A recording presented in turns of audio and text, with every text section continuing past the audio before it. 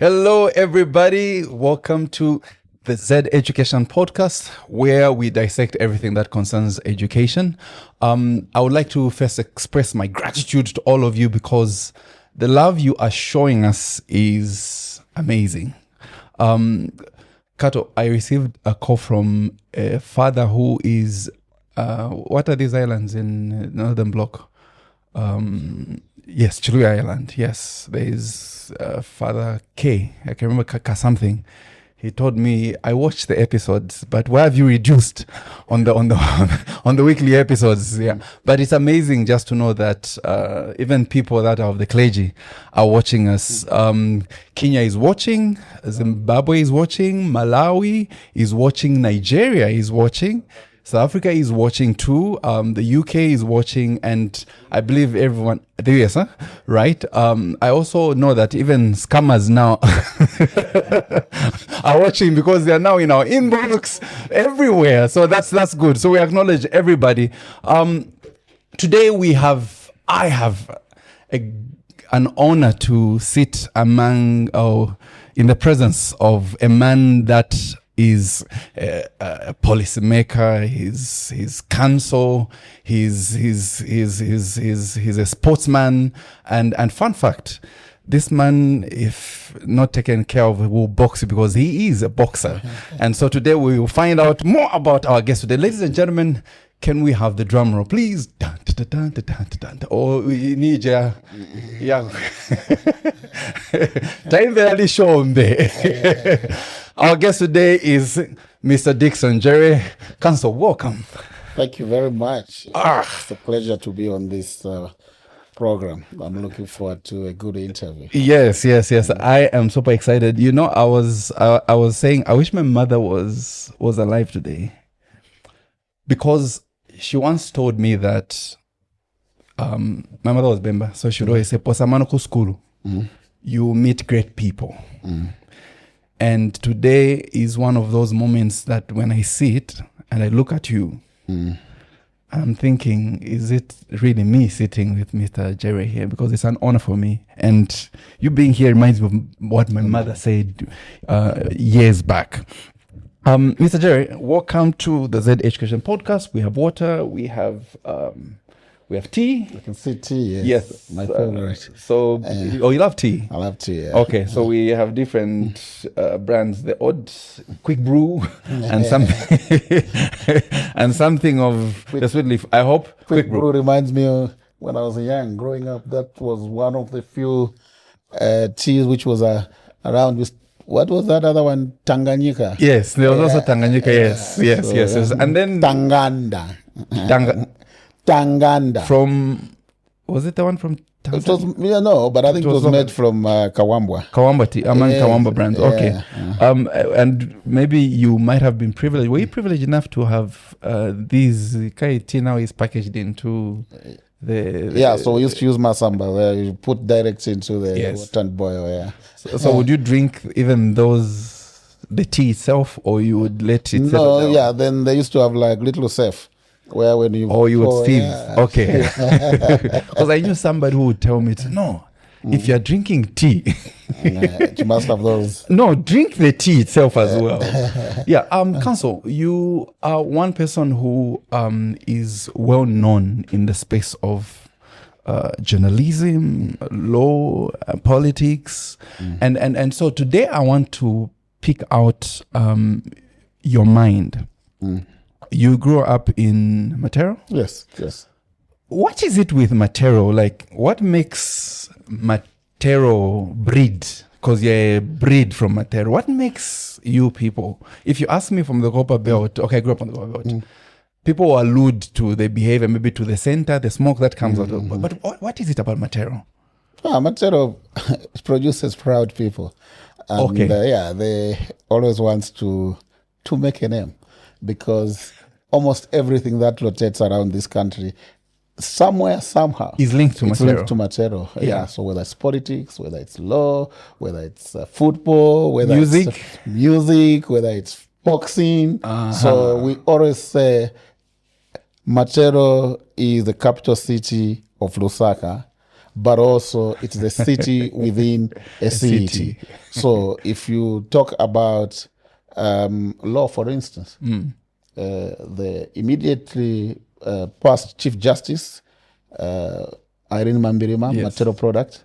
Oh, she's Matero product. Oh, okay. Matero Girls product. Ah, I see. Former head girl of Matero Girls. The current Chief Justice, Mumbama leader, Doc SC, Matero product. Matero Boys Primary School. You see? So if you move to sports, if not one of the biggest boxers ever produced in this country, Chisandamuti. Yes. Matero. Yes. So football, Jones Bucha Mwanza, one of the first Zambians to go also for professional football, Matero. So I can go on and on and on to show you that in every sphere of life, there's a successful person who you can link to Matero. Yeah. So I'm now thinking, is it the culture in Matero? Or is it also that maybe the schools back in the day had an influence? Could that be? Did the schools contribute to who you are and those that have gone past? Yes, but also it's the parents play the major role. And I think quite a number of us who grew up in Matero knew that our parents were not that educated, but they believed in the education system, and they believed that for you to make it in life, you needed education. I see. And that is why some of us, and a number of us, started school from nursery, which then used to be called Olofair. Yeah, so we'd go to Matero Community Hall there, to learn. And most parents used to take kids there because they believed in the education system. And there's a rough side of Matero, the criminality, the misbehavior, and so on. So parents used to use that. You have to choose. Do you want to be like Waja? Or do you want to be like Kwajawenza BMW? I see. Yeah, so the examples were right in front of you, so you could make a choice. Yes. Do you want to remain a Mshangasera? Those days we used to call them Mshangasera, the cigarette sellers. Or you want to be like Bajawasenza Mbanki driving a nice car. So the choices was right in front of you. By the way, there is also one institution that has helped shape Matero. Which one? And that's Matero Boys Secondary School. Run by the Marianist brothers of the Catholic order. So they opened up that school to even those kids who are not going for school at Matero. So it was a center of excellency for anybody. So they had a study center where we used to study from, regardless of which school you come from. They had, I don't know now if they still maintain that, the sports facilities which were open to the community. So for instance, most people from Matero, they love tennis, and they produce great tennis players. Because the Marianist brothers are originally from America, I think, and they invested a lot in sports which were developing in America. So you see Matero magic in terms of basketball. It was all as coming out of Matero Boys Secondary School. I see. So the Catholics played a major role with that school, and I think they still do. So all of us looked forward to go to Matero Boys either for chess, for football, for studying, and all other social activities were revolved around that. Provided that when it's time for prayers, you go to the chapel. That's brilliant. Did you attend school at Matero? No, so I went to Matero Boys Primary School. I then went to Munali. Why did you go to Munali? But my day-to-day activities were always at Matero Boys. So most people still confuse me that I was at Matero Boys Secondary School, because that was like, my everyday place to go to study, to play football, to do everything. I went to Munali. And why? My parents actually insisted, in particular my father wanted me to be at Munali. Why? Because my father used to work for the University of Zambia. And he had quite a wide, network within Zambia in the political system and so on. So he understood what is good for a child in terms of development and so on. And at that time, Munali Boys was one of the few schools that had the who is who of Zambia's children. Okay. So you had children of a bricklayer, children of a plumber, children of a marketeer in the same class of children of members of Central Committee, ministers, chief executives, and so on. So that it was a beautiful blend. And without Munali, actually, I wouldn't be where I am. Really? Yeah. What did Munali do to you when you entered that school and when you came out? So what Munali did is exactly being in a blend of me getting on a bus from Matero to go to Munali. Okay, that's a long stretch. Yeah, so you go into town into Munali.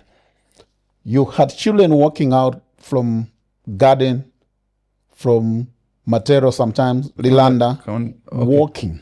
Walking? Yes, to Munali. You had children riding bicycles from Matero, from Chaisa, from all that area, Banana, to Munali. Okay. You had children who have been dropped with the latest vehicles, a BMW, a Mercedes-Benz. You had children being dropped by ministerial cars, all walking same door in one classroom. And that classroom had nothing to do on how you got there. It was the survival of the fittest. I see. And so it's now you using your brains, regardless of where you come from, to make it. And that's what Munali did to me. Okay. It exposed me to good life because some of my friends were children of the big guys in the country.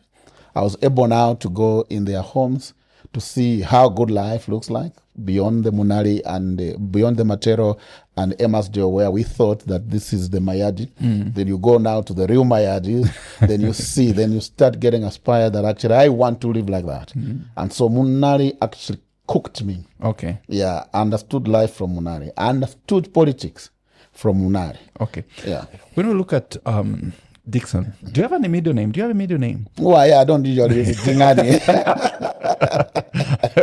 So you are DD. Yeah, but you don't use it. Dickson Jere. Okay. And people call you DJ. Yeah. Okay. And you seem to love that brand. The people call me DJ. It means they're close to me. Okay. You know, I don't like this Munali Boy ambassador. Cancel. No, just DJ. I'm a guy. I like that. So when we were doing our background check on you, you did a background check on me. Yes. You are one person that wanted to do boxing because you love boxing. Yes. Is there any particular boxer? My father loved boxing. Yes. Yes, and every time for me in the 90s would sit and maybe watch about in the early hours.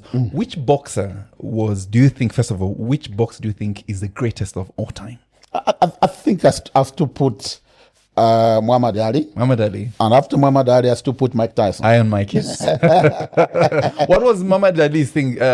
Float like a butterfly and sing like... So those two, I think there's two the greatest. But I'll tell you one thing. Even in Zambia, yes, boxing was as popular as football. Okay. We could fill up Independence Stadium if there's a boxing match between Lochimware and Chisandamuti. Really? Yeah. You know, when I say filling it up, the whole stadium is filled to capacity because they want to watch a boxing match between Chisandamuti and Lochimware. And Chisandamuti was a Matero guy, and so it means all the Matero. Yes, and Lochimware, I think, was more Mandevu and whatever. Yeah. Crazy stuff. I see. Yeah, so we who were in Matero, we were privileged to go to an academy which was established by Chisandamuti. Okay. He had gone abroad, UK, US, and when he came back, he set up an academy for young people, and we were, part of that academy. So I'm trying to see young DJ. Did you have bouts with people or inspiring with people? Yeah. Okay. And also talk about Matero. Yes. Where the clinic is there used to be a boxing ring. Oh. Yeah, so the community used to go and fight. We used to call it... so weekends are... Yeah, so we used to call it White Thunder. Okay. So the guy goes there and he beats over, he's in the ring. Somebody has to challenge him. And when he's beaten the other guy out, it's just been an interesting, time. And it's only now that they've demolished that boxing ring. It was a permanent there to promote community sports. Who was sponsoring those projects? The council. interesting. It was the Lusaka City Council. Yeah, so they had that boxing ring. They had that community hall for all affair and whatever. Yes. They had home economics for women to go and learn how to, sew clothes, cook, and so on and so forth. I don't know what has happened to that particular, community investment which the council was doing. You've been quick to answer because I wanted to ask you to say, then what changed? Because that model seemed to have been working. Yeah, so well. if you go there was a clinic here. There was Matero gym, which is still there. Mm-hmm. There was a community hall where there was badminton, tennis, and so on and so forth, indoor sports. The other side wings were used for, nursery school. You had the home economics, you had boxing, you had a play park, you had postal office, and you had a mini civic center right in Matero. Everything used to happen in Matero. In fact, even writing letters, they would drop it at your house. Because it's just within... No, the house numbers used to work. Oh. Yeah, okay. My house number was 996 Chito Road. It will still come, whether the letters coming from abroad or whatever. It was a system that was well organized under Kaunda. Every Thursday, you have a truck from the council going around to collect garbage. Yeah. Each house had a dustbin. Yeah. Written LOCC, 1976. Those metallic, yes, under ZCCM. So, I don't know why. That's why some of us have been saying we need a mind change for people who wants to aspire to be in politics, because if it happened then, how come it's not happening now? And it happened, meaning it was proved that it was working. So we grew up in that environment. Okay. Cleaning, the council going around to spray your houses. Yes. When there's vaccination, well organized, everything. The community was well taken care of. So I grew up in that environment. I want to take you back to boxing. Yes. Because I'm very excited around boxing. If we had Mike Tyson at his prime and we had Muhammad Ali, Cassius Clay at their prime and they were made to fight, who would you put your money on? Yeah, of course, there are different categories which they're fighting. Yes, but if we took them to... to be honest, Muhammad Ali had a way of fighting which was more entertaining, more relaxed and whatever. Tyson was a beast. Fury. Yeah, he goes in, he has to bring you down within seconds. So I would enjoy boxing with, let's say they're in the same weight category, Yes. Mike Tyson versus Muhammad Ali. I think Muhammad Ali would be able to win because... Really? Because he would not have given an opportunity for Tyson to hit you. What would have been his strategy? Because he would not go in full throttle. Okay. He would run around the ring. Tyson would get a bit tough, then he would be hit. I see. Because Tyson was using force, a bit of tactic, but and close. Yes, closeness, exactly. Engagement. While Muhammad Ali was more tactful. Okay. And he was good in dodging punches. Okay. Yeah. Are you able to show me your right jab? I like that. So if we look at over the years, you wanted to do boxing, but Matero or Munali opens up your mind to say, look, there's this world that can give you a better life than you currently have, or you thought you have seen. You finished your grade 12. How are your results? Oh, very good. Very good. Hey, I was not a taka student. You're not in group 3. No, because you see, we had a reason to be in school. And because we had a reason to be in school, we had to work extra hard. Okay. Sometimes you knock off, you have to study up to, late in the night because you had a reason why you needed to be in school. Okay. It was a game changer. Okay. Yeah. Then DJ finishes school. Gap year, what did you do before? Yes, so interesting. Yes. The year I was finishing, that gap year, me and a colleague of mine, I think he's Deputy Director General of ZNBC, Nalumino. Okay. We ended up being picked by Lucy Sichone. Okay. She was a prominent lawyer, politician, and so on. She had just set up an organization called Zambia Civic Education Association. And so I was part of the interns with my colleague Narumino. Paid interns? Well, yeah, little stipend, but it was a good internship. Because in school, you used to do a lot of writing. Yes, but also I was in the debating club. In fact, former Minister Mposha, yes, that was my debate panel together. Okay. Mulambo Aimbe was our rival at Kaburonga. Finance, Justice Minister. Foreign Minister. Yeah. So we know each other from those circles. Okay. So I then worked at Civic Education, where she was offering free legal services to the indigent. Okay. So she would organize workshop, go in the villages to represent them on land issues and so on and so forth. And at that time, there was a huge debate on the constitutional amendment. And so we got involved to be part of the staff, as we were, to organize what then became a citizens' convention, where we were opposing the government of Chiluba then to introduce a new constitutional amendment. And so it was a very interesting point as youngsters going to Mulungushi. I think it was like a week-long event. And meeting all the big names, all the big politicians. Aka, Shambatwa, all those. We used to see them on TV, read about them. Then we started interacting with them. Okay. That is why most of these guys, I know them from there.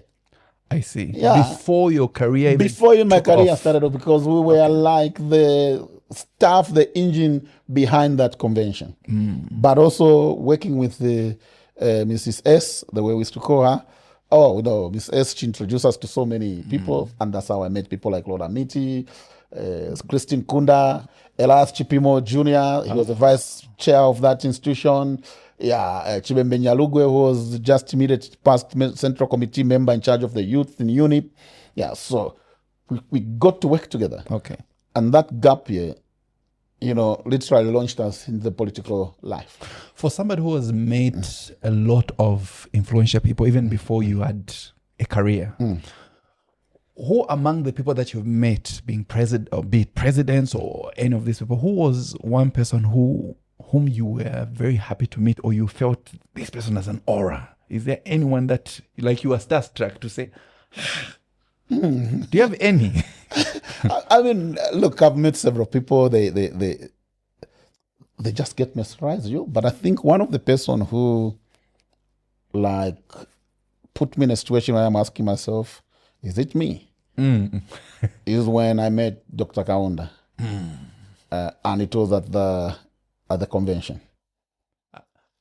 Citizen convention when I was there. Then eventually I started meeting more often. Okay. And each time I met him, his discipline, always mesmerized me.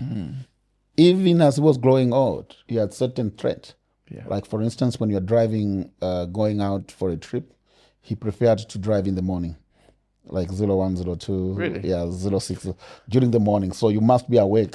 Is that a protocol that maybe he could have learned from the Soviets, like Russians? He believed all these road trips, it's in the morning. So I actually borrowed that. So most of the time, when I'm going back home to Chipata, I like starting off maybe at 02, 03. I see. It's because of that. And also, the roads are clear.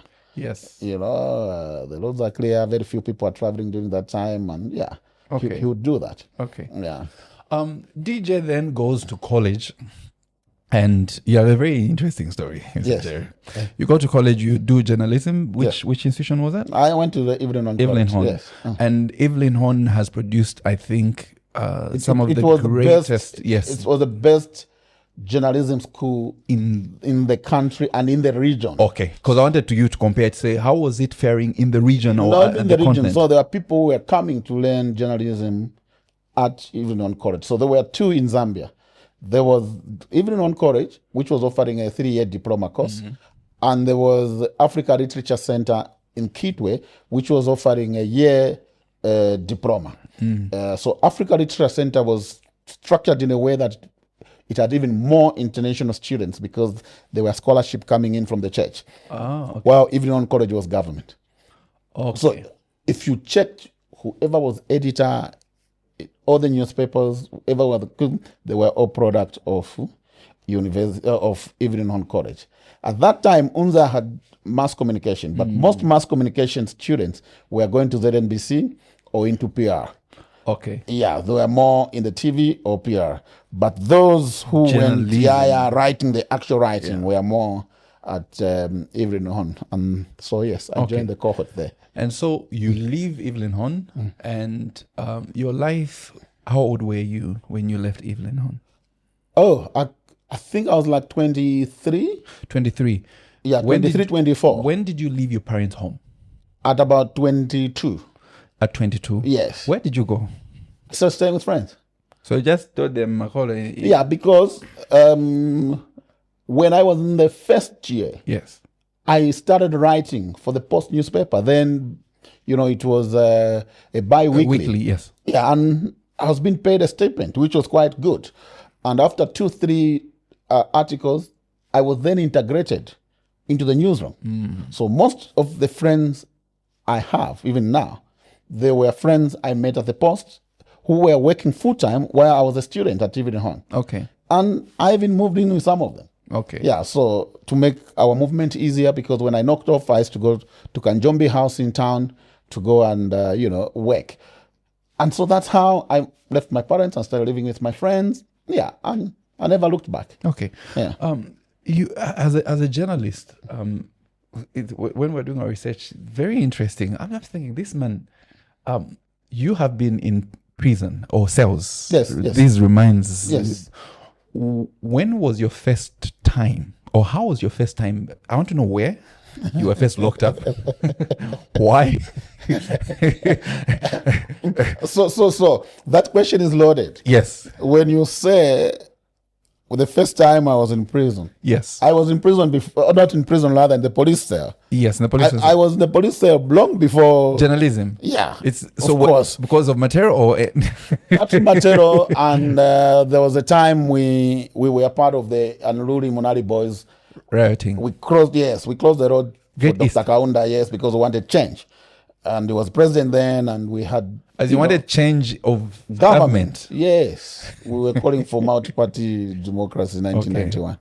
And so we got arrested, yes. Okay. We were... That was your first time? Well, no, but before then I was arrested because of fights in Matero.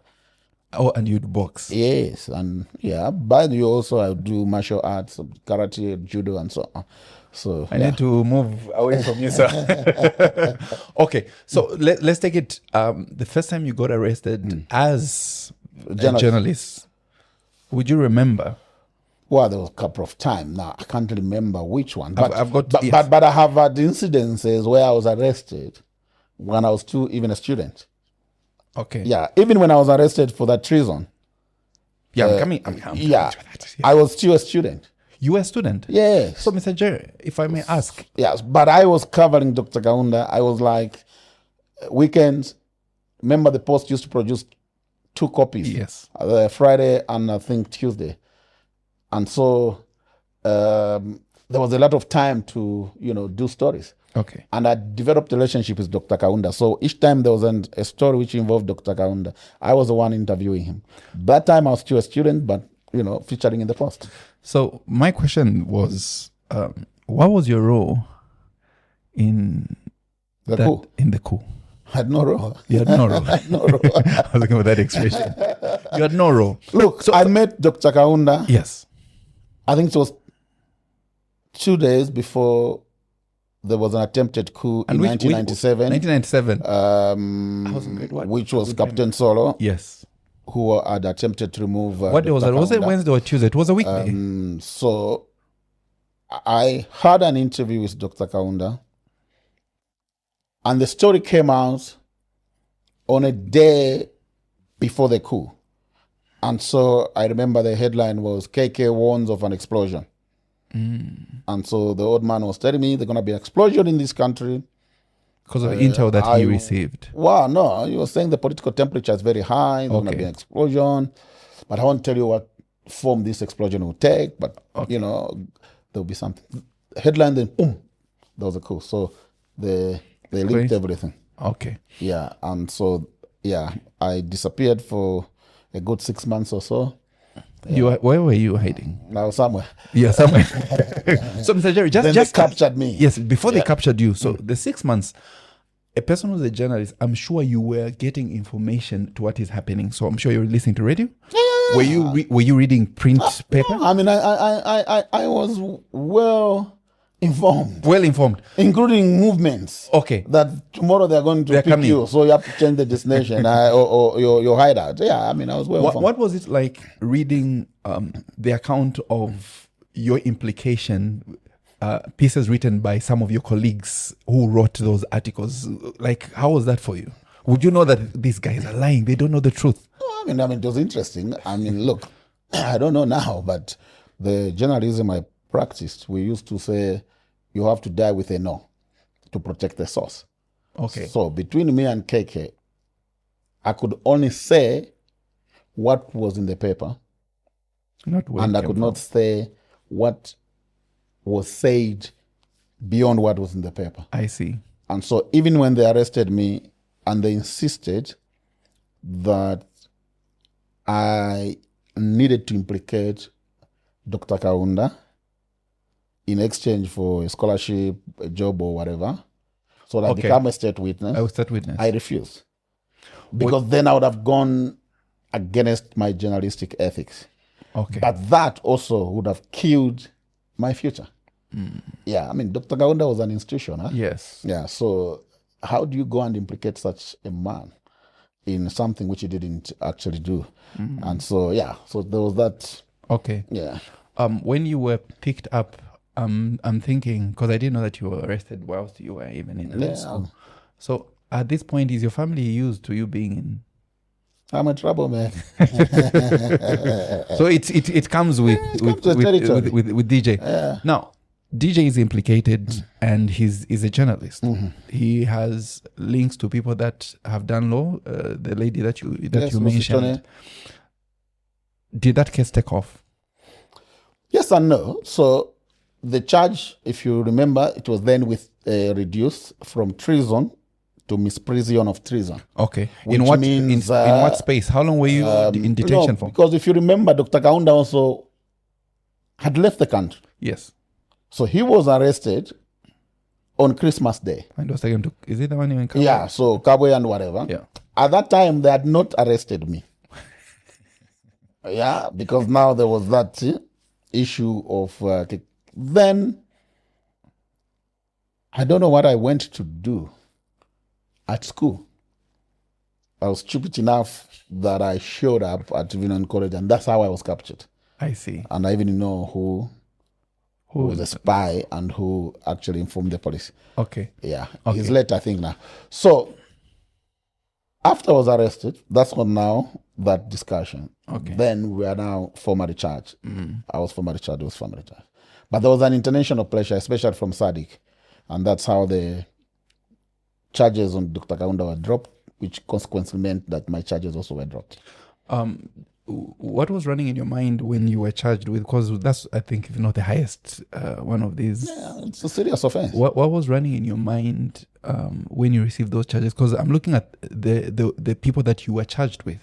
You're looking at a former president who had muscle, who had connections. I knew that there would be a political influence settlement because of Dr. Kaunda. Okay. Yeah. But did you think you would be a casualty of No, because remember, to get to Dr. Kaunda, they needed me. Ah, I see. They needed me. Okay. There were other politicians who got caught up and ended up being in jail for almost 3 Dini Mungomba and so on and so forth. Yeah, so mine was linked to Dr. Kaunda because that interview, we were the two of us. Okay. Yes. Just there, there's a young journalist who's watching this. What is the advice? I know you've got ethics because I think you were also smart in the way that you handled yourself and calculated your moves. What is your advice to young journalists in this dispensation who maybe if they stumble upon some information which is very sensitive or confidential, or what is it called? Maybe some which might threaten state security. What is your advice to such people when they stumble upon a piece of information that is exciting in terms of how they bring it out? Well, I mean, it's a difficult situation. And I think different environments now. In our environment, we had a very strong support system. Okay. Just like the Post itself, editor Fred Membe, Masao Sopiri, Bright Mape, all those guys, we had a very strong support system that the international media, the International Human Rights Organization easily came on board and even raised money for lawyers to defend you. And at that time, yes. So there was a very strong thing. And also this issue of not burning a source was a big issue. So there was no way you can burn a source and have your life easy. You know, so we used to say you'd rather go to jail than expose the source. Yes, than dispose the source. Would you pay a source? Because that is what actually makes journalism. If you are in investigative journalism, a minister should be able to come and say, here's a cab memo exposing something. You get arrested, you can't mention who gave it to you. Because once you do that, your credibility is gone. It's gone, yeah. Nobody's going to give you any sensitive information. And that's how dangerous journalism is. But also it's not for the faint-hearted. It's not. No, it's not. I see. Yeah. Oh, okay. Because it's flamboyant. Because most people just think I'll be on TV, I'll be writing, I'll be... Yeah. So there's always this, mistaken belief that presenters and, those who read news are journalists. No. Journalism, most of them, we don't even know them. Okay. Yeah, there's the guys who get the story. Yeah. Those are the guys who go like in CNN to the war front. Yeah. It's a risky business. Okay. Do journalists get insured? Well, some companies do, but it's also a risk business. Yeah. Yeah. Okay. So that case, you said it didn't, yes or no, in terms of it taking off. So it never went to court. Well, I mean, there was a discontinuation which was filed in court. Okay. Yeah. So the case finished. It finished. Then for the soldiers and other politicians, it proceeded. Okay. Yeah. How do you pick yourself up from there? From there. Or for you now, did you wear that as a badge of honor? No, because I think I had exams coming up. I immediately went and did my exam, finished everything. I went back to the news. And how old are you at this time? Yeah, I think about 20. 25? 20, no. 23? No, I think 23. Okay. Yeah. I was a young boy there. I think 23, 24, somewhere there. No, 20, yeah, 23. 23. Because 2 years later, and that's how I remember, I was then elected as president of MISA. Yes, Mr. Zambia. And I was 25 then, so yeah. Okay. At 23, did you have a car then? No, but we had like pool cars, which we could use as a post newspaper. So we were the flamboyant boys in town, yes, because we could use, could share vehicles, could share cell phones. Okay. But I think at 24, 25, I'd bought my car. What was your first car? It was a Toyota. Toyota Corolla, actually. Oh, really? Toyota Corolla. Which one? Those green color, beautiful. Yeah. I can. Did you go for a road trip when you got that car? Or what did you do? Who was your crew that you? No, I was at my usual crew. I see. Yeah, the Shentimba crew. Would drive to Shentimba, drink. Because what used to happen before even getting into these cars is that would knock off very late, especially on a Friday when you're producing, on a Thursday when you're producing the newspaper for Friday. Yeah. And so we would go to Shentimba and Thorn Park, and you have no money to take you home in Lemasdale. So we'd be in Shentimba waiting for the noise from the minibus drivers, the conductors. Then you know that it's 05 time now. To go. Yeah, because so.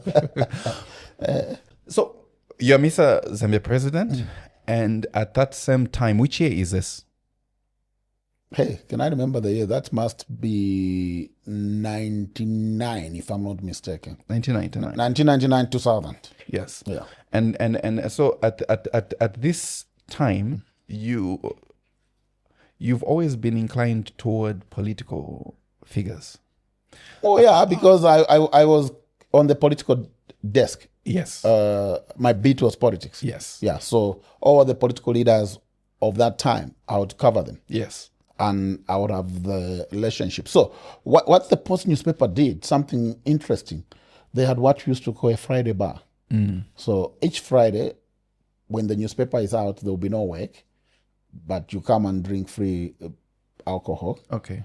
But you invite all these big guys. Oh, I see. And they looked forward to be invited.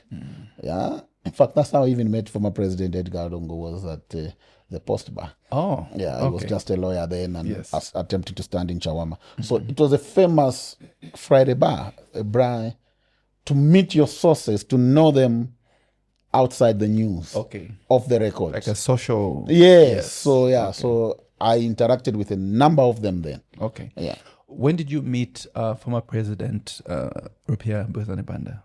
It was also during that period, because that time now he was the chairman for foreign affairs, MCC for foreign affairs, for UNIP in opposition. Okay. And at that time they had a group which was fighting to remove KK out of prison. No, out of UNIP. Out of, or to remove him out. Yeah, of because he still had a strong arm. Yeah. And so it's interesting you asked that question. So UNIP went for a convention, a congress as they used to call it. Who emerged as vice president of UNIP was Professor Mvunga. Professor Mvunga? Yeah, so Professor Mvunga, people don't know, was the vice president of UNIP. Yes. Backed by Arabi. And then now they were attempting to push now Professor Mvunga to take over UNIP. I see. And as you can see the graph, that when I started my law, I've only worked with one law firm, and that's Mvunga Associates with Professor Mvunga. I see. And now you see that the link. Network is always important for future things. I see. Yeah. Fast forward, when did Arabi become president? 2008. 2008, yes. Yeah. Now, I remember 2008, I was in university. And before former President Levin Monasa died, we were students and we had closed, I think, on 2 occasions because we were trying to get a raise in our meal allowances. And so CB had closed, and he categorically refused to say, I am not giving you an increment. If you want an increment, let your parents give you a stipend on top of what we're giving you. And then after we buried the president, President Banda comes into power through an election. Were you part of that election? Yes, of course. That's why you found me. I was in Sarah. So he gets into power. And I remember for us students, 2008, we just received an increment of our student allowance, and it came backdated. I think it was 3 or 4 months. We loved Arabi. We loved Arabi. We made all the noise. Now, Dickson Jere is, after the election is won, did you have an aspiration to be appointed maybe as a minister of information? Did you have an expectation to say? I was just a young boy. I mean, I was just a young boy. I mean, 31 years. Yes. And but very ambitious. No, not really. I mean, I went to assist Arabi in that campaign. Okay. Yeah, then there was a little campaign team which was coordinating with the UK firm. And because I've worked in foreign media, worked for AFP, BBC, and so on, so it was easy for me to work with these Muzungus and whatever. Are those image builders? I think I don't know whether they're image builders, but they are consultants, okay, which every serious political party needs to have. Because they give you different perspective. They are open with you. They don't participate in your tribal issues. No, they're objective. Yeah, when they tell you things are not looking good because of 1, 2, 3, so it was a small group who would sit. And I started, managing them in terms of being a go-between. And so come elections, he won. I moved on with my life. Okay. Until I got a call from him, I think a week later, asking me why I was not reporting for work. Yeah, I mean, I've said this on a number of occasions that I started working without a letter.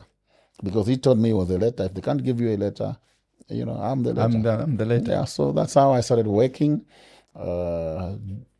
Then things had to be worked backwards, sewn in.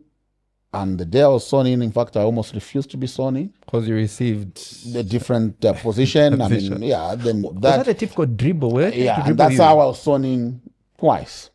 Sewn in as chief analyst, then A few weeks later, I was sworn in as a special assistant to the president. How close is a special assistant to the president in his day-to-day operations? I mean, look, I've already said this. I've worked in that establishment. It's all interpersonal relations. I mean, you can be a special assistant without a relationship with the president. You can have a special assistant or a junior who has a special relationship with the president. It's all about interpersonal relationship. It's not the position. Title and, no. I've said this. It's not. So Jere, I would say yes. I was close. I had access. And that access had nothing really to do with the position I held. Okay. I had access because I developed a personal relationship which was beyond titles. So I would walk in his room, I would walk in his bedroom, and he reciprocated to treat me like I'm his son.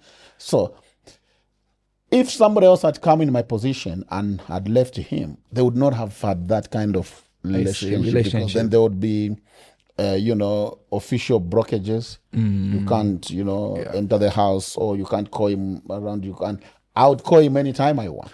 What kind of a man was he? So I met him on 2 occasions, but as former president, I have this beautiful photo of me. There's KK here, and then there's Arabi next. So I've framed it: the 3 presidents, Arabi, KK, and of course myself. So what kind of a man was he? Because when you look at that photo, I was holding Dr. KK's hand, but guess who was smiling? Dr. Arabi. What kind of a man was he? Just because you had that relationship away from, what kind of man was he? I mean, it was just a caring parent. Okay. I mean, he cared about everything around him than himself. Yeah, so the first thing we even nicknamed him Tentiri. Because he believed everybody must eat. Whether it's a gardener, whether it's a bodyguard, he would call them, come and eat on this table. And so he was that kind of a person who, when he sees a driver, you ask you, why have you not called the driver to come and eat? Driver Simon too. Yeah. So he was that kind of, a father. Didn't that get him into trouble? If I remember correctly, when he became president, it's like, if I remember correctly, he got all his children, all his grandchildren. They went to visit him for. I think there was something that. You remember that? Yes. I mean, first and foremost, I've always said one thing, that people don't understand Arabi, or they never understood him. He always had the holidays with his family. Even before. Before he was. Okay. The media then painted him like this retiree old farmer suffering in Chipata. Now it's coming. Yeah, Arabi was among the creme de la creme of the Zambian youngsters, the VJs, the Alexander Chikwanda, and so on. Been appointed into ambassadorial position at the age of 25, 26. He was ambassador in New York, ambassador in Washington, ambassador in Egypt, CEO for NAMBOD, deputy minister of mines, governor of Lusaka. He's had a good life. Even in his retirement, he did Philips, whatever. I remember one day he took me around Kabulonga, showing me houses, he had properties, he had companies. It was not like a pauper. Yeah, that's why you saw almost comfortable. That's why you saw almost all his children went abroad for school. Yes. Even after UNIP was out in 1991, how did he manage to pay for all the school fees up to? No, he opted to go to Chipata, not that he was a pauper. I see. Yeah, that's good clarity, because I remember people saying, "No, look, he has picked all his family. We're going to eat our money." Now, if you look at his presidency. If we look at his presidency, I was reading on some articles. One of the things that he did in 2011, this was Zambia's. This was Youth Day on 12th March, and that year I think was designated as an International Youth Year. Okay, he highly spoke about education. I would like to know from an inside perspective. I haven't read your book. What his attitude was toward education. Yeah, and that's a very good and important point. So when KK appointed the youngsters to go into foreign service, Most of them didn't have education and whatever. But UNIP had that policy of taking the young cadres, unlike the cadres we have. Then cadres were fighting for scholarships to go and study. I like that. Yeah. Phrase it, eh? You know, they were fighting cadres for scholarships. Yes, they're not interested in. Yes, they were the most violent. Yeah. The cadres then, the UNIP one, they were the most violent. You know, but they also appreciated education. Maybe because KK also was a teacher and he wanted them to be educated. Say that again. So there were scholarships which most of them went to. That is why you see that Arabi went to university in Ethiopia. So his education started in Ethiopia. In Ethiopia, okay. Then got a scholarship to go to Lund in Sweden. So his first degree in economics is actually from Lund in Sweden. And while there, he was able to put up a number of friends. And those who came below him is, for instance, former Minister of Finance, Alexander Chikwanda, yes. left the politics in Zambia to go and do his economics degree at Lund in Sweden.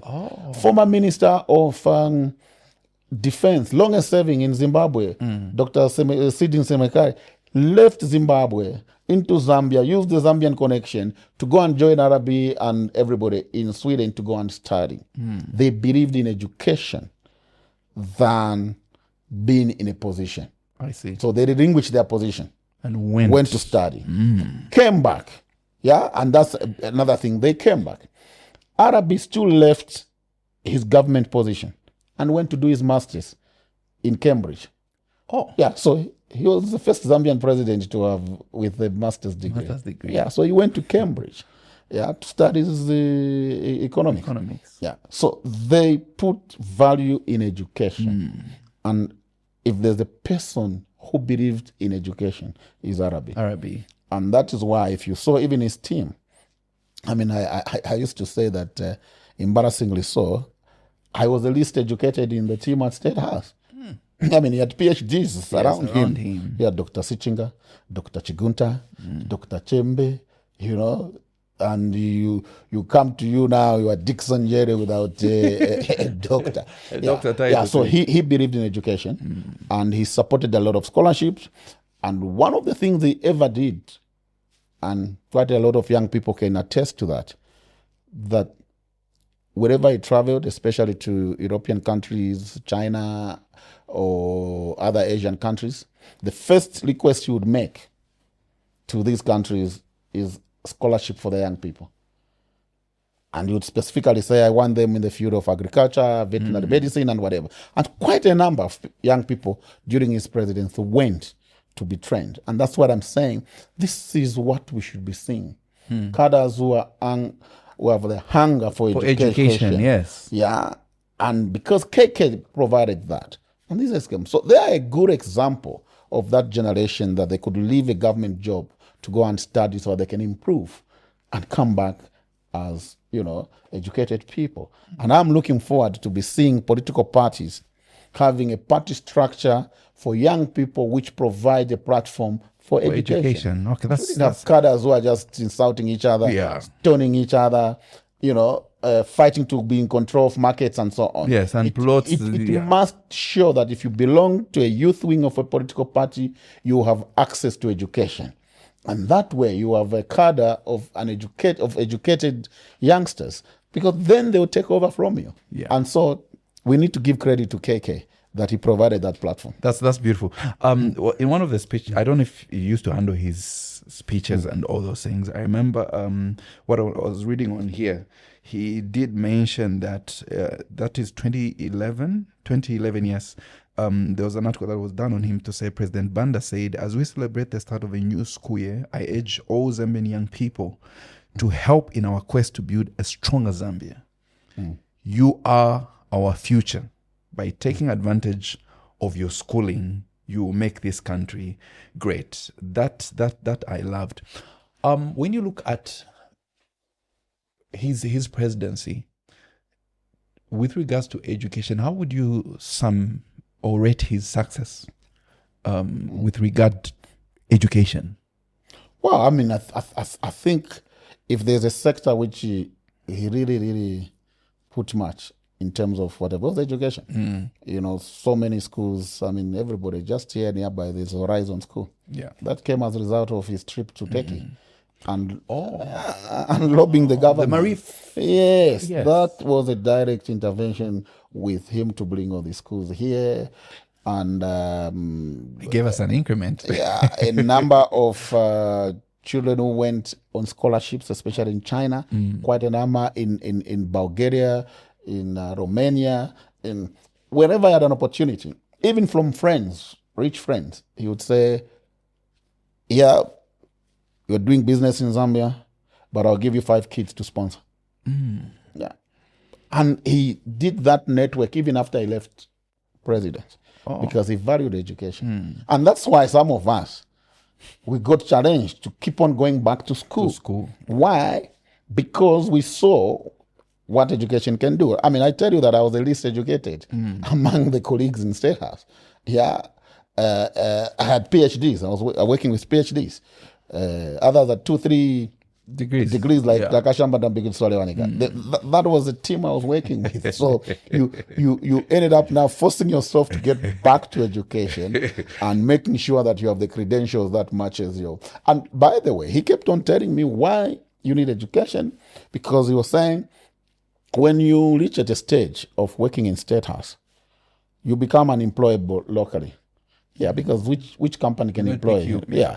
So he was saying your next step, you should be eyeing, if you have to get any job, you should be eyeing international organizations, the World Bank, UN, and so on. Minimum in these organizations is master's degree.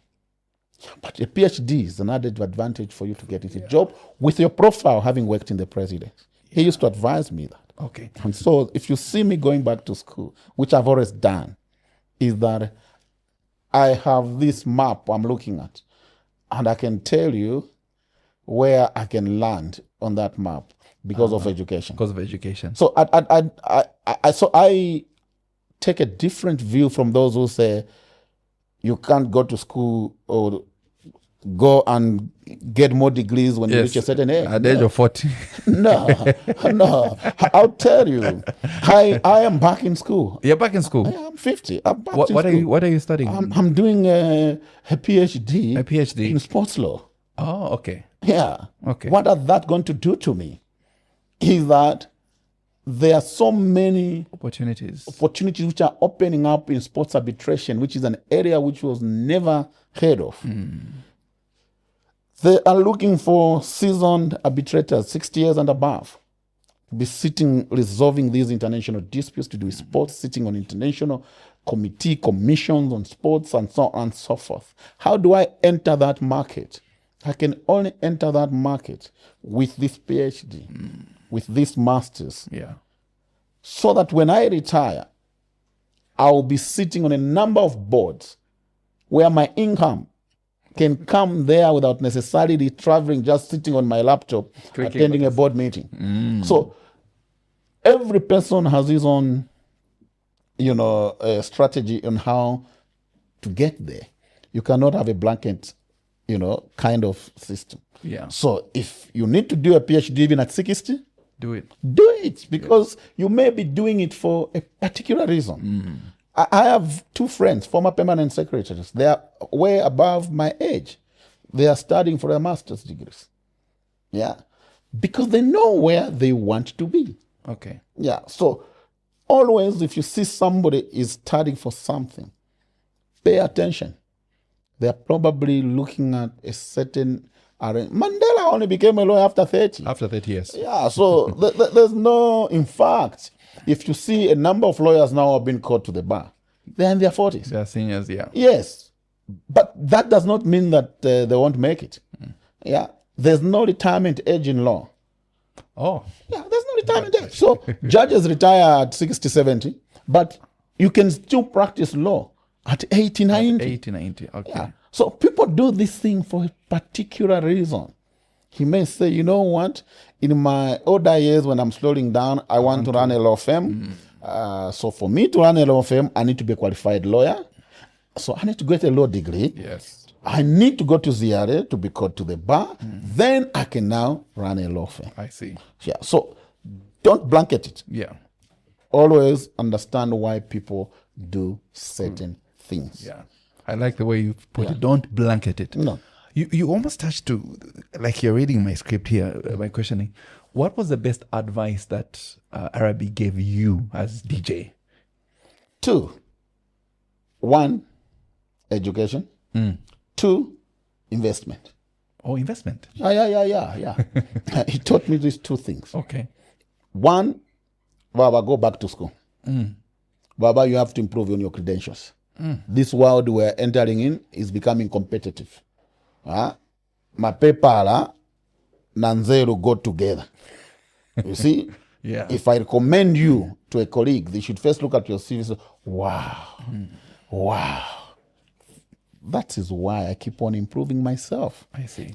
When I left State House, I had a diploma in journalism, had a degree in law.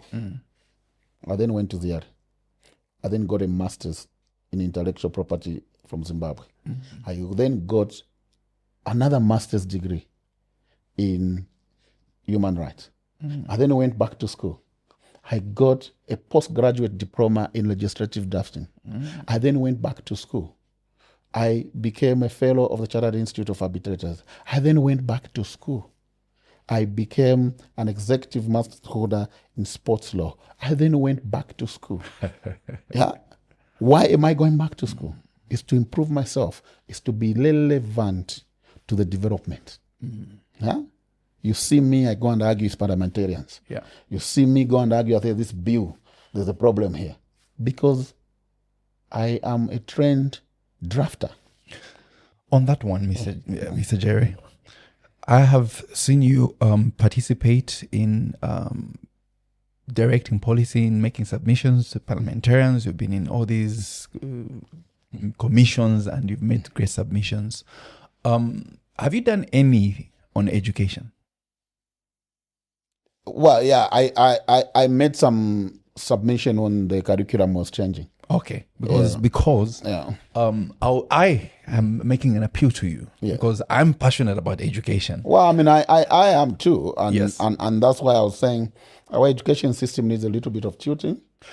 Where, Mr. Jere? Yes, we want to pick your mind because everyone watching this, once we cast it in stone, the conversation should ripple, and so that the next time we're sitting, we should say, look, solutions are already there. People like the DJs have said it. What do you think needs to really be tilted to give us that economic advantage to make this country great? You know what is worrying me? Is I don't know where this notion has come from that we need more universities. I don't know where this notion is coming from that we need more degrees which are theory oriented. A developing countries needs more vocational training. Thank you. we are killing our trade schools. All trade schools now have been turned into universities. Yeah. And I'm saying no. We need more people who are practical. Yesterday I had lunch with a colleague who was telling me how plumbers now make more money than degree holders, than master's degree holders, because there's shortages of plumbers in Europe, in Asia, especially Saudi Arabia.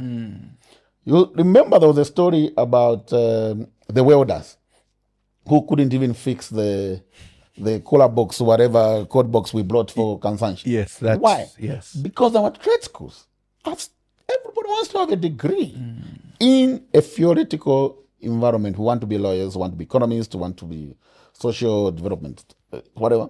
We are leaving out the engine of the economy.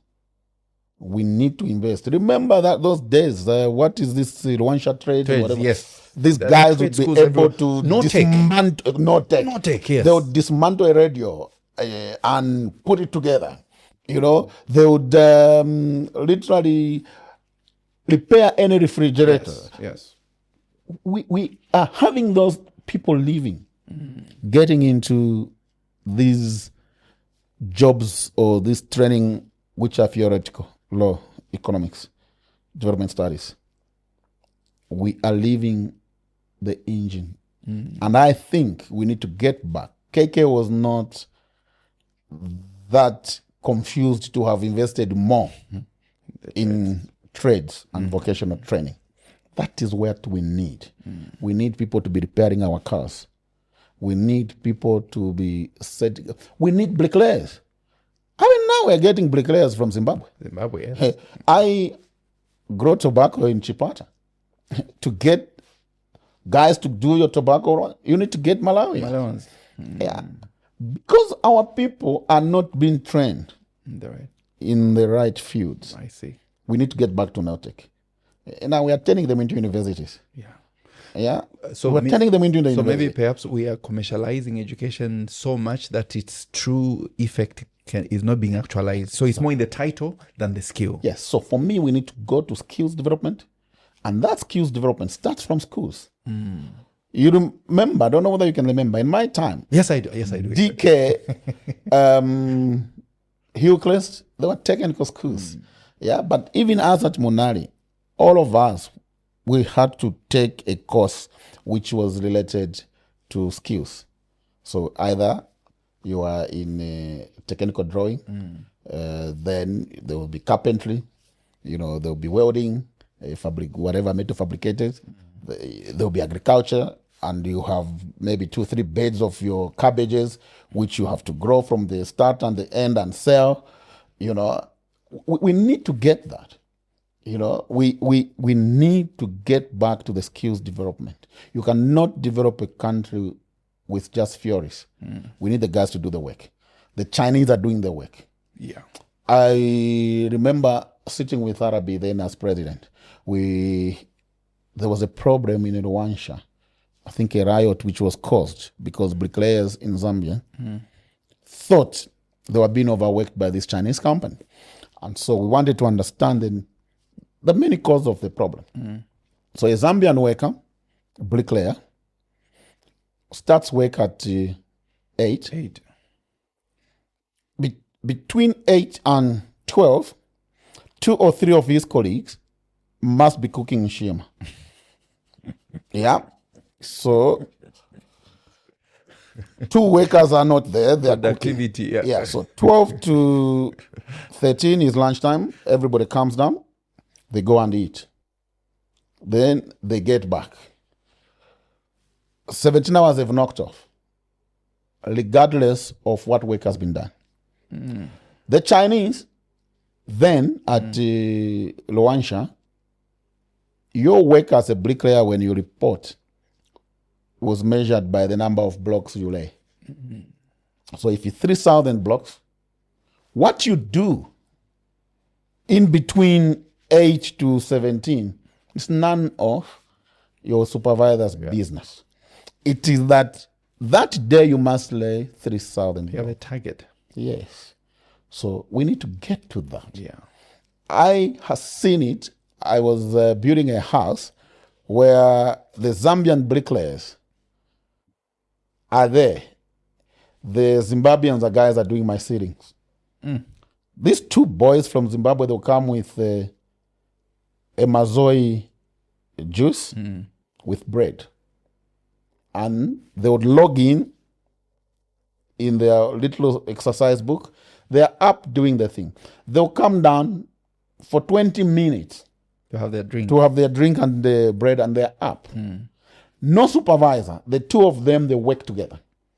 And they would finish the work because they need to move to the next project. My guys will spend the first 2-3 hours discussing politics, discussing what's happening in the economy, and football, exactly, Manu, I say no. Then by the time they are finished, time to eat. Lunch, yeah. So we need to start adjusting our work culture if we have to be competitive. Yeah. And we ought to be competitive in our country. And the education system must be tailored to that experience. Now, I'll tell you, you asked me about this issue, what would you want to change? So when I was at Matero Boys Primary School, from grade 1 to grade 7, I never got a number 1 position. I was always number 2. There was a friend who never got any single position except number 1. When we wrote the grade 7 exams, he failed. He failed? Yes. I passed. Why did he fail? Well, because of your education system. If I tell you he's a commander on the bus stop. Today? Yes, he was a conductor, bus conductor, blah, blah, but now he's a commander, like coordinating those. I'm in touch with him. Yeah. Now, that's the reality of your education system. That one exam can actually mess up your entire career, despite your brains. Yeah. Because we use examination as a measure of intelligence. Intelligence and progression. Here is a person who probably got the stuff right by sheer luck. But we used to use those, it was multiple choice, yes, AB, HB, pencils and so on. Oh, yeah. Now, why would that friend of mine be on the street when, if we had actually supported him, the system failed him? Could have been probably one of the top professors in the country. He used to teach me mathematics. Yeah. That's your education system. We don't have a continuous assessment at a lower level. If we had to use the continuous assessment, you would have said, but this guy, ever since from grade 1 to 7, proven record. He's never gotten any position less than 1. So could there have been an option of having him do a supplementary assessment? That's why in university we do supplementary, isn't it?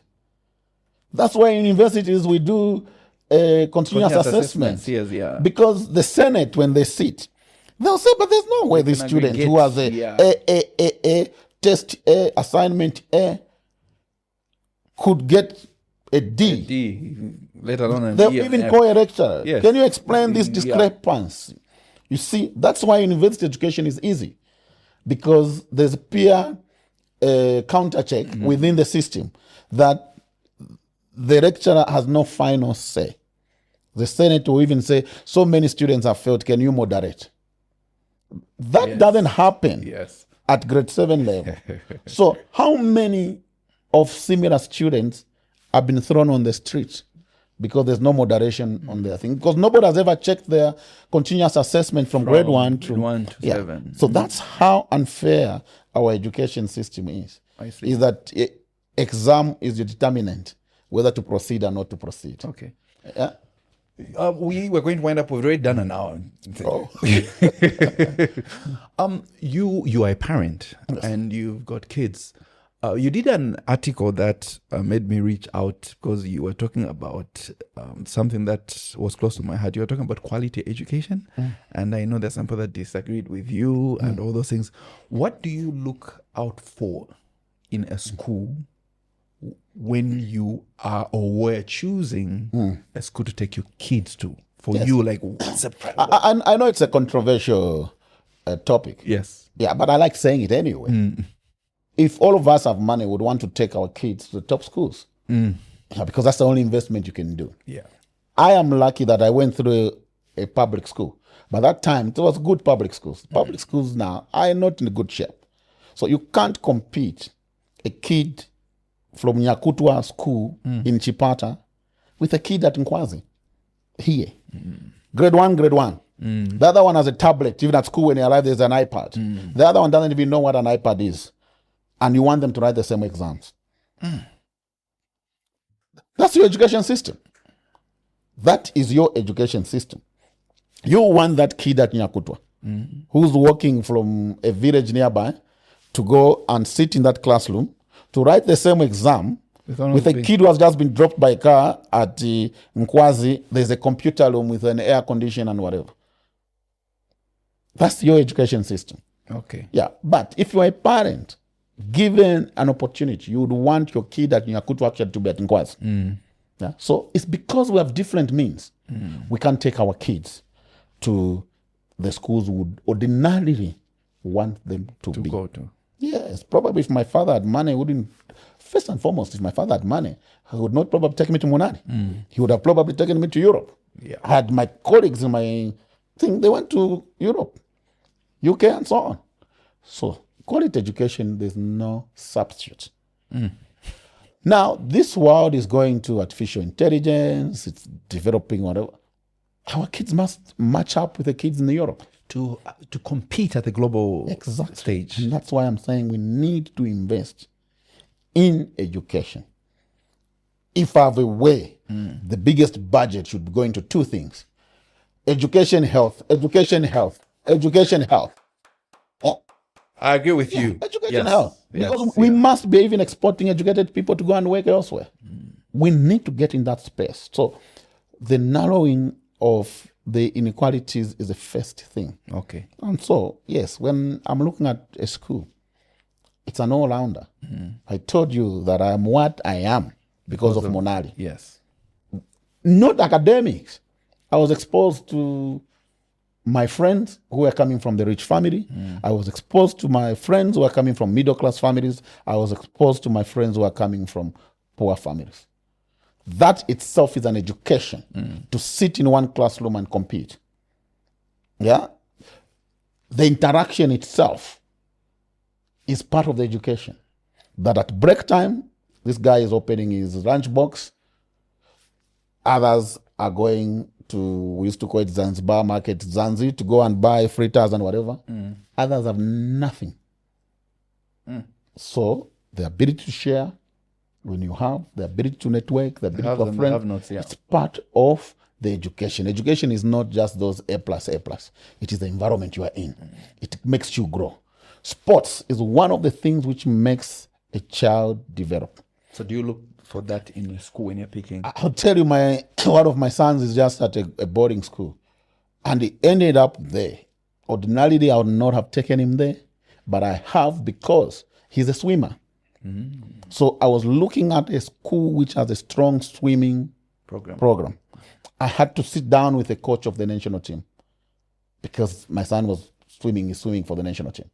He's the one who recommended, if you're looking at for school with a strong swimming academy, it is this one. Okay. So you're looking for sports? Because sports develops the mind. Now my son, you find, is playing kick, is in hockey, is in swimming, is in football, is in rugby, is in chess.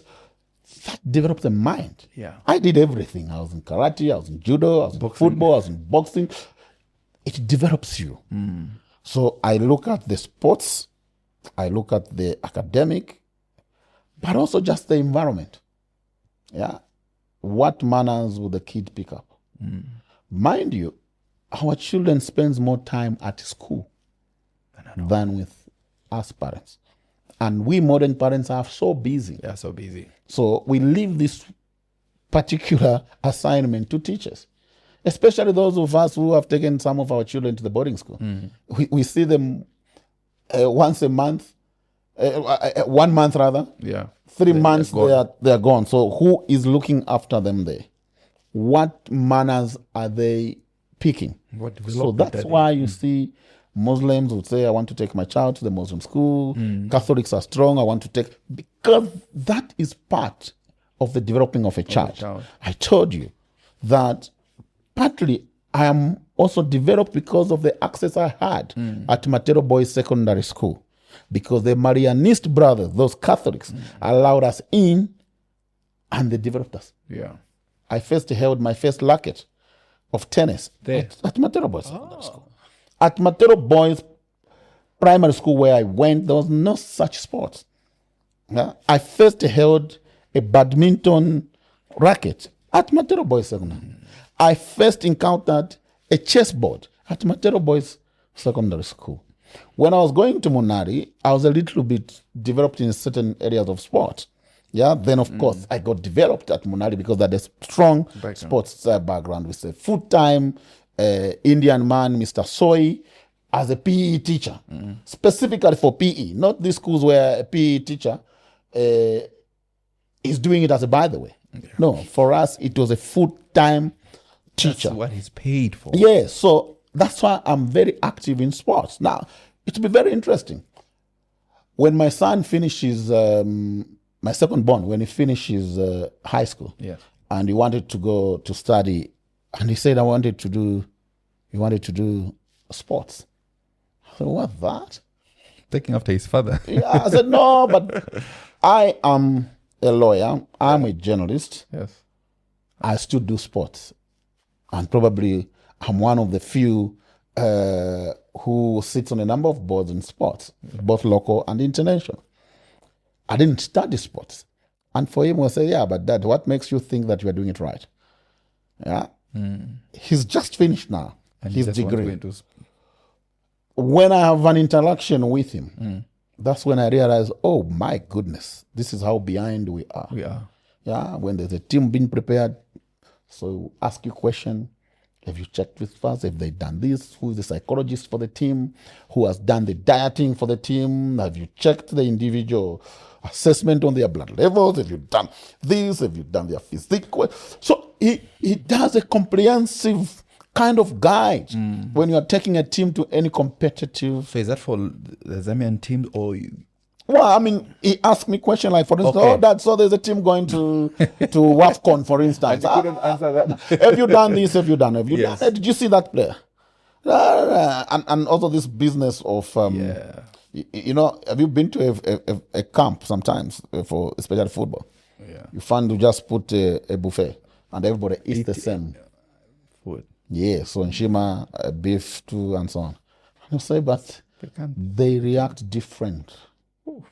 See, because you have to maintain weight for certain players and so on and so forth. So could that be a reason? Sorry to cut you. So sports science now Yeah, is it's become a a thing. big thing. So you go to Man U, Arsenal, there are guys who are employed to study players' behavior, diet, to work with a player on, you know, yeah. See, So could it be the reason why maybe it would be hard even for us to really compete, maybe even the, for example, World Cup football, to reach that top Of course. tier of football and win it? Because Look at how our teams were breaking down at 80 minutes. 80 minutes. I've always said, why is it? Yeah. So it must be studied. That's why the sports science. the science itself. Yeah, it's a science. In fact, there's a bigger component in medicine. So that's the course my son did because he believes there's something. My argument was, and that's probably the problem we have. I was, so what job are you going to do? You know, yeah. So probably we always link education to a job, but not actually always. Yeah, I am unemployable, but I'm still going to school, isn't it? I'm not looking for a job. Yeah, but education gives you confidence. Yeah. You know, you can drop me anywhere where there are heads of states, kings, whatever. I won't shake. I won't shiver. I'll be there and I'll speak. I can even speak my mind because of the confidence that education gives you. Yeah. So not necessarily that you go to school so that you can have a big job. No. We gain knowledge and we need that knowledge for so many things in life. Yeah. The way I would react to a situation in anywhere, whether there's a fight or whatever, is different from a person who has never gone to school. Why? Because your mind processes things different because of education. Yeah. So you may not see the direct benefit of doing physics. Yeah. You may even question, why am I doing physics at school? But the day-to-day activity is physics. Applied through. I start my car. That's physics. Yeah. There's a real motor there. Yes. When I'm in on the road and his kid is running over how I will behave. There will be some calculations. Yes. If I stop now, the car is going to overturn and whatever. So education sometimes is not like because you did this course, therefore it should give you money. No, it helps you process several things around you in life. That's what education is about. Wonderful. I know you believe in education. We have to wind up now. Mr. Jere, if you were to leave a legacy, because you're a man who has influence in this country and we appreciate the work that you do in the spheres of operations that you have, what would you like to be remembered for? The young DJ who was troublesome and not troublesome, but vicious and confident in standing up to leaders, a journalist who sticks to ethics, and that has got into somebody who has worked in the highest office of the land next to a president, and I know you have your own businesses that you run in your legal space. What would be your legacy that you would want to say, there stood a man, DDJ, and this is what we remember him for? No, I mean, for me, he is a boy from Matero. He just enjoyed what he's been doing. Yeah. But more importantly, he wants to see more people get uplifted. A guy who wanted to see people go to school. And that's more passionate for me. Yeah. Yeah, I encourage people to go to school because education is the best equalizer. With education, everything is possible. Very possible. And so that's why you see when I'm speaking to the kids, I tell them, look, here's a boy from Matero. From Orofea, I worked into State House. Now, if you look at me, you know, I, for instance, sit on the board of UNESCO IMC in South Korea, representing the entire Africa. Oh, you do? Yeah, so a boy from Matero. So it's possible. By the way, and this I always example, Zambia has had 7 presidents. Yes. None of them come from a rich family. None. Oh, yes, None of them. Yeah. They all come from humble FTJ, background. Manawasa, Arabi, Yes. Michael Sata. They all come from humble background and in fact more villages. Yeah, Sata from Pika, Arabi from Yes. Chipata, Palamba there. Chinsali was Chinsali. That was, KK. yeah, KK, yes, Chinsali. So, Yes. so if you see, so it's possible. Yeah. Yeah, even look at even the list of ministers from independence to date. Probably 80-90% Yeah. come from humble backgrounds. So education has been an equalizer for them. Yes, for them to get there because they need to have basics of, you know, yeah. And that's why I'm telling even these cadres, don't be happy to be called a cadre that's turning people. No, go to education because if you don't have education, you still remain a commander at the bus stop. But if you put education, you can find yourself being a DC or being a PS or being so upgrade. And have meaningful influence. So your involvement in politics can uplift you. It's an added advantage, but you must have paper. Because that's what happens with us politicians when these cadres support us, we win, then you say, you could see yako. Then you don't. You don't have. But you say, nakupasa nshito na DC. Manjo libe my paper.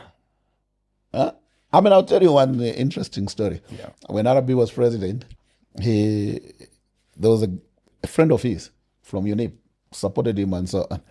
And so when he brought a CV, he asked me to Look at it. Yeah, so he had this standard that at least degree and above.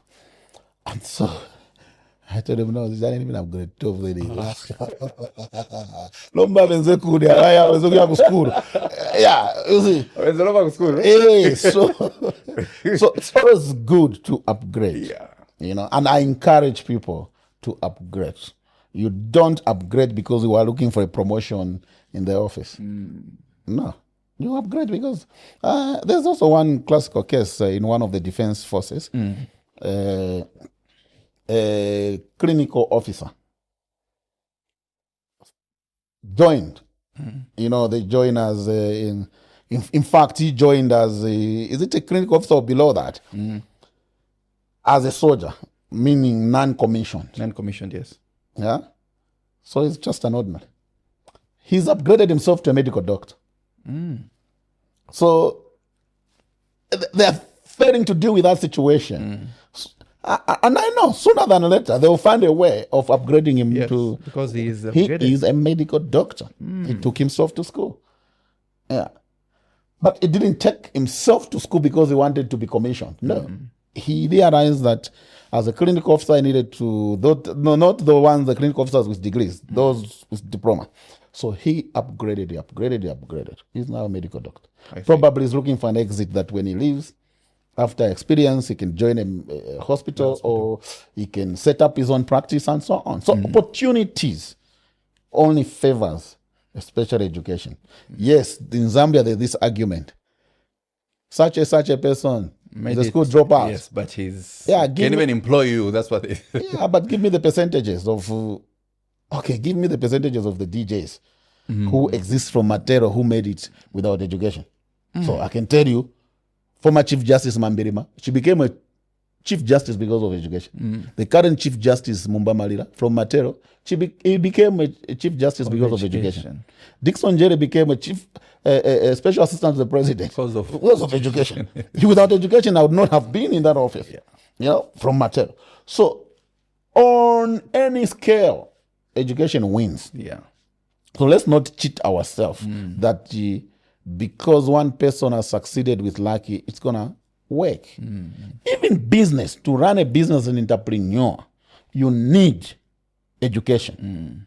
How are you going to supervise your managers if you don't know simple bookkeeping? Basic bookkeeping, yeah. That is why the other students, when you want to be a lawyer, they put you in a basic accounts course. Because if you want to go and run a law firm, you must know at least credit or whatever. You should know tax obligation. You must know that.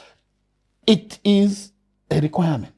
Yeah. So even you, when you are running a business, one of the little things you need is a little bit of education to understand.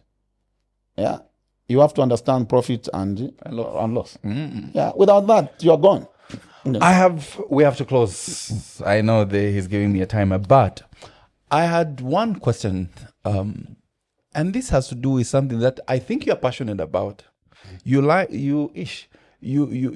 writing about land issues, and will I be wrong to think in your practice you deal with a lot of land issues, or you just pull out those for the purpose of educating the masses? Mostly I do it for educational purposes. Now, remember I told you that I was an intern during my gap year. Yes. With Lucy Chone at Civic Education. Yes. That was her niche. Okay. Going around with us to communities to teach them about land rights.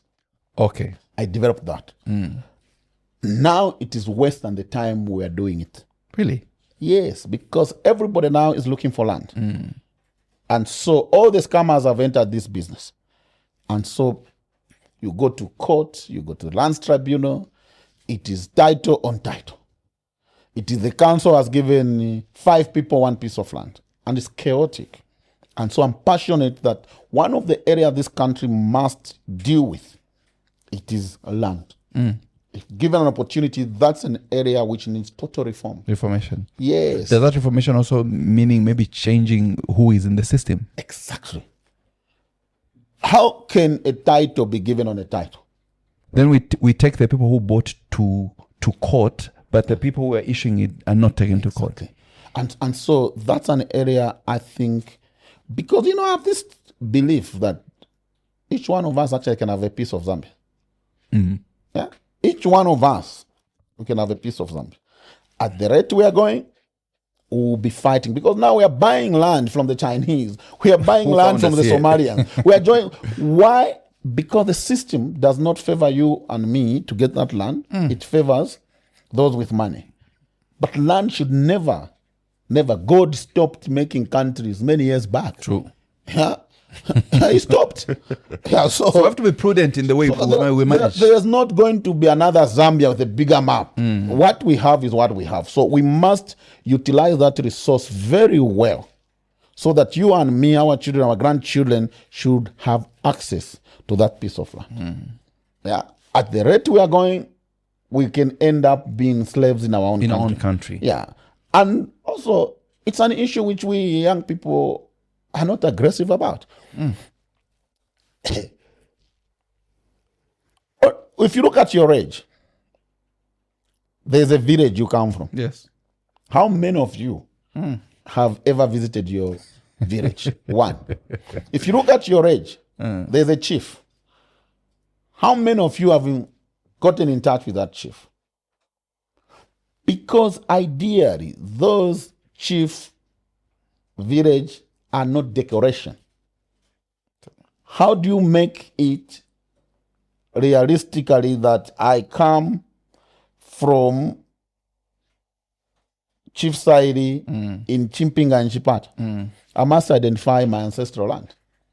Because it means either my great-grandfather was there. Was there, yes. If I can't trace that route to my land, or to my ancestral land, I need to make a request to the chief. I come from here. Can I have a portion of the land? That's how traditional land becomes. Yes. So how many of us are going to our villages to reclaim our... We all want to live in Lusaka. We all want to live in 6 miles. When you can go to Chipata and get yourself 1,000 hectares and start growing your tobacco, your maize and whatever, while you are working here. And so that's a crusade I've started. But identify your chief. If you don't know the chief, I can help you through my system to get to that chief, to that village. But you must personally drive there and see. Yes. So that this land can be given to you away from Lusaka. We are too much into Lusaka, getting 30 by 20. And fighting over that. Yes, when you can get 1,000 hectares in the bush. Sign me up on that one, please. I need to go to Lundazi. Definite. And so we must start this drive. Yeah. Let's go back to the villages so that we can identify the villages and get the land. Yeah. Because if you don't get the land, those to my headmen conniving with friends, they will be giving to Chinese because the Chinese are going to the our villages. Yes, you people are here enjoying. You want to eat ice cream every day. Yeah, ice cream will follow us in Lundazi. Ice cream will follow us in Ikatete. Ice cream will follow us in Kawambwa. Yeah. I'll tell you what, as a way of winding up. Yes, the last one. There was an advert which came out in Northwestern for land by the council. River frontage, Zambezi. None of you were interested. No. I'm probably the only one so far whom I know from the list who applied from Lusaka. I have no business of Northwestern. You get it? But I saw that Zambezi river frontage, and in fact, the description was there's even a beach. Yeah, I'll get it. I'll speculate with it. Yes. I'll sell it. I even have an idea of what you can do on it. Exactly. Yeah. There was a similar advert in Rwangwa at Fela. Few of us applied. When I say few, you put all things together, 10 kwacha, what, it comes like 15,000 kwacha for a 5 acre. Yeah. So why are we not applying? But if there's an advert that there is land in Chalala, whoa. Oh, cadres, everybody will be fighting for that piece of land. When we can get land from your village. Yeah. Look at our own president, HH is in Namwala. He is in Namwala. Yes. Go to the outskirts. That's what we should be doing. Let's go in the outskirts. Let's go in the outskirts to get land. So, one of the things Arabi did to me, I escorted him first, second, third time to his farm. He told me, no, we won't be coming to Chipata to see my farm. You should have your own farm. You should have your own farm. Yeah? You should, whether you like it or not, you should have your own farm. And when I bought that farm, you're the first person I said, I finally, yes. And that's why you're doing your tobacco? Yes. Okay. And each time, whether I'm there or not, he'll stop over at my farm and report. The workers haven't done this or this and so on and so forth. He said, that's your identity. Yeah. He told me invest in real estate. He told me when UNIP collapsed, so many people collapsed, the leaders collapsed. Yeah. Everything gone. Those of us who invested in real estate were able to sell a house and pay for school fees and look after ourselves and still go and watch. You remember the soccer fund used to go all over, watch following Zambia national team. So where do you think the money was coming from? So that is what he helped me believe in. And so I'm a believer in land. When I see land, regardless of the area, whether it's in Chavuma, Zambezi, I apply. Apply. As long as you see this land, apply. Because God has stopped making countries. So I know that if I don't apply, another foreigner will get someone will apply. So I'll get it. Then all of you will be coming to me now. I wish I could share my experience, but maybe off camera, because there's a piece of land that I invested money in some 5 years ago. And the deal did not materialize the way I wanted it to be. So I kind of, I got shocked. I'm shocked. But as you were speaking, I was just thinking about that land because I know I paid good money out, like a good chunk of my savings. I paid for it. And I'm talking at least in excess of 200 hectares. So I'll follow up. I hope you won't charge me for legal fees. Well. We winding up. One of the things that we want to bring out is special thanks, guys. I don't know if you'd have a question, but I don't know much of time. He has a question for you, Council. Seeing that you grew up in Matero and you've achieved so much for yourself, my question is for a guy like me who's grown up in Kaunda Square and looking at the finer things of life. You've gone through the process of being brought up in a compound and then you've escaped the compound and sought for finer things in life. From the cultures that you've experienced, that we practice in such environments, which one have helped you to become the successful DJ that you are? And which one do you look at to say these cultural practices or habits, characters would have hindered me from becoming the DJ that I am today? Wow, I like the youth of the way they escaped. Indeed, I escaped. You know, the Jews are an interesting group, huh? And I do quite a lot of work with them. My clients have learned a lot. You know, there are certain things we take for granted here culturally. This business, you invite your friend for a drink, he just comes, a drink because you are the one who's invited, he pays the bills and he leaves. You know, there they share the bills. There's no friendship when it comes to business. You know, when it comes to business, it's business. When it comes to entertainment. He said, oh, but you are brothers. You've sued each other. Yeah, it was a business transaction. Yeah. I have a friend who has even sued his son. His son? Yeah. It's a business transaction. Away from family. That's why probably they're successful. They take things very serious. For us, do you know, in Zambia, you can wake up today and go to granddaddy's and get drunk without spending a single way. Because everybody gives. When we have money, we want to show off. The Jews don't show off. We want to buy the most expensive car. We want to live the most flamboyant life. They're always humble. But when they tell this is a billionaire, you can see some traits of a billionaire. And they build it on generations.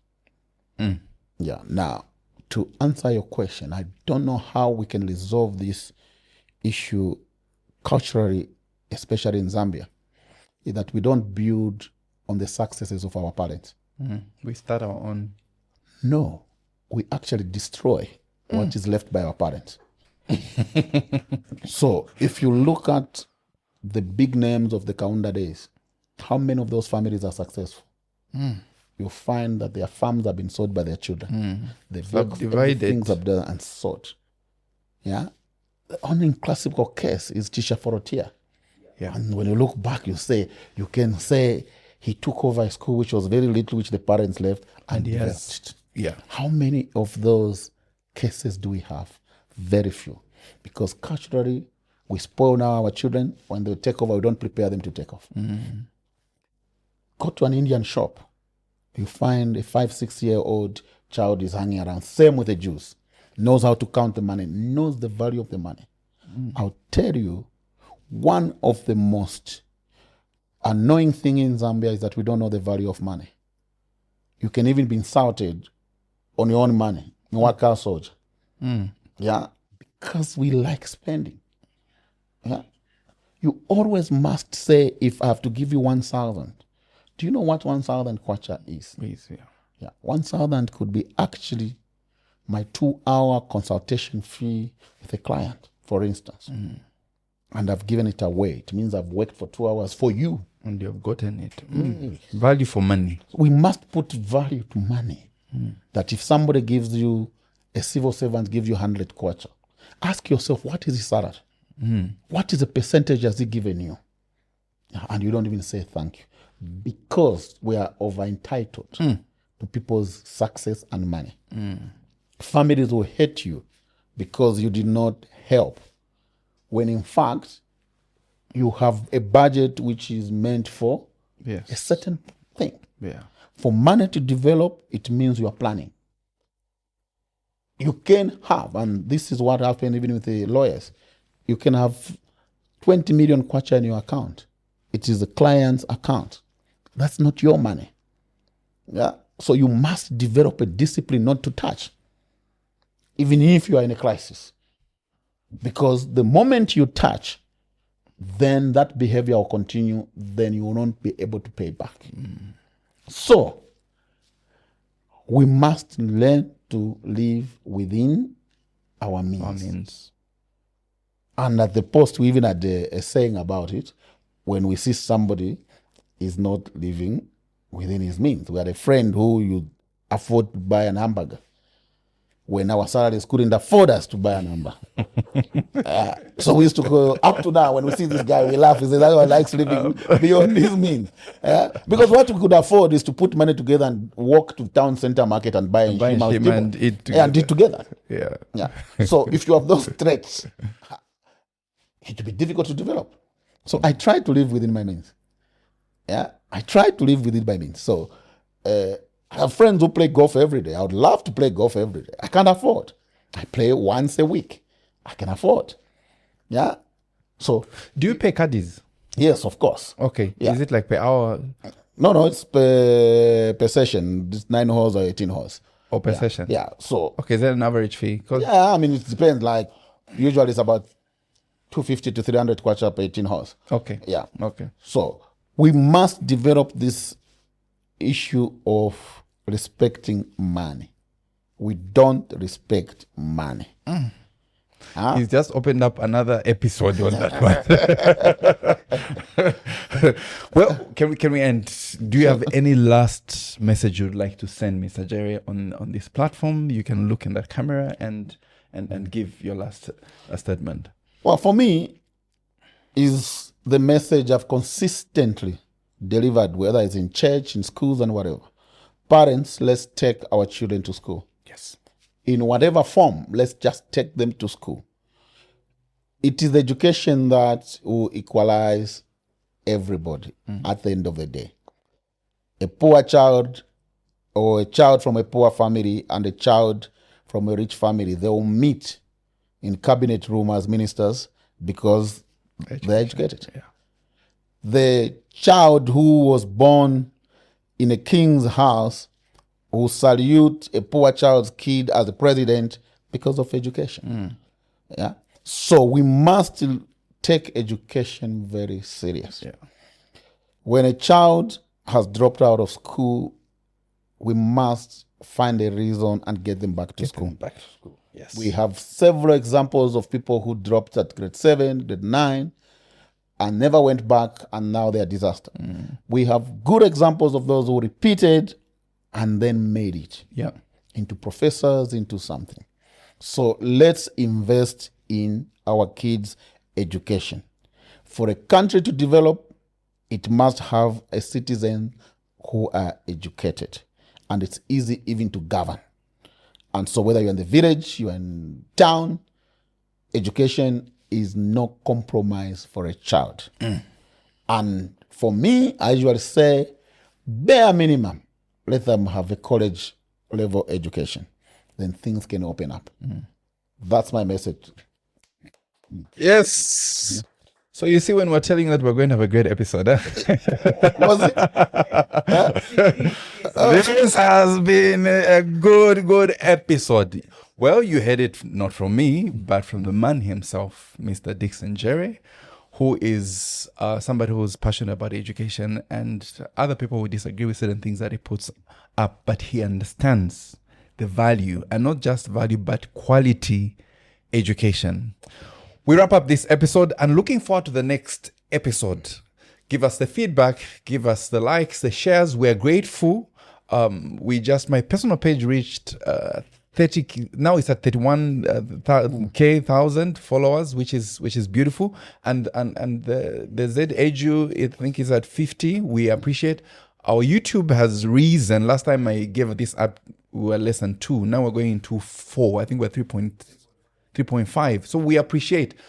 We want everybody who believes in education to join this agenda, because yes. Oh yeah, I'm just being told there are people that have said, but why have you stopped doing the weekly episodes? Truth be told, I'm paying off my pocket, and we're trying to make sure that we can manage the episodes. So if you noticed, we stopped doing the weekly, but for those that would like to partner with us, you can come and advertise. We've got packages that people that want to advertise. For those that just have donations, feel free, and make sure that we make it known in Zambia and beyond that education is the agenda. Until next time, signing out.